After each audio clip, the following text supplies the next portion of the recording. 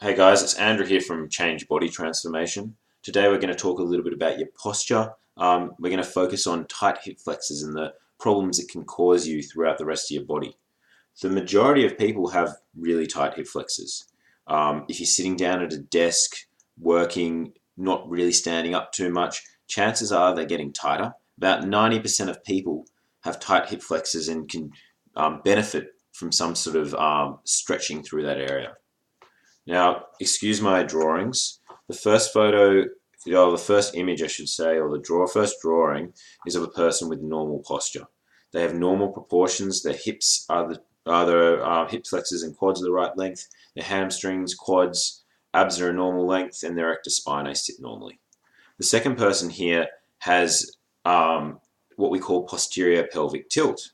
Now, you get posterior pelvic tilt mostly when your hip flexors get really tight, as we said, sitting down, not doing much activity.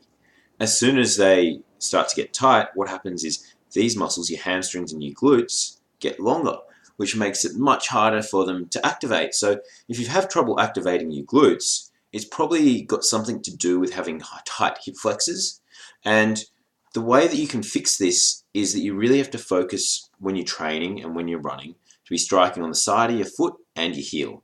And if you can do that, you're going to start activating your glutes a little bit more. But you also need to make sure you're loosening your hips. So it's a bit of a combination of both. You loosen your hips just here, you tighten your glutes, and all of a sudden, you're going to hopefully move your body back to normal posture. So that's kind of how we'd start improving your posture. Now, there are a number of problems if you don't correct this. The first is that your knees will lock.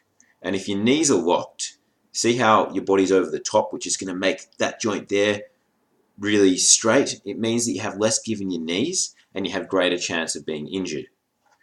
Just up a little higher here, because you're tilting, what happens is no one walks around at an angle. So if you're walking at an angle, see that spine, your spine there, you'd be walking really funny, right? Everyone then wants to stand up straight, so they lean back. So that's how you can get a bit of curvature through your spine there. And when you've got that curvature through your lower spine, your erector spinae are in a whole lot of trouble over there. Your abs get a whole lot longer. So if your abs are longer, anytime a muscle gets longer, it becomes harder to activate. So that means that if you're doing something like a plank, you may find it that you start feeling it in your back straight away, which is a really bad thing. If you ever do a plank and you feel it through your back, just stop immediately, because those abs aren't activating. So once we fix up and we loosen your hip flexors, we tighten your glutes, it becomes much, much easier to activate your abs, much, much easier to activate your glutes, and you're going to have great posture.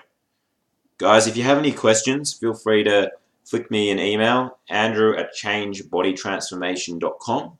I hope to hear from you guys soon.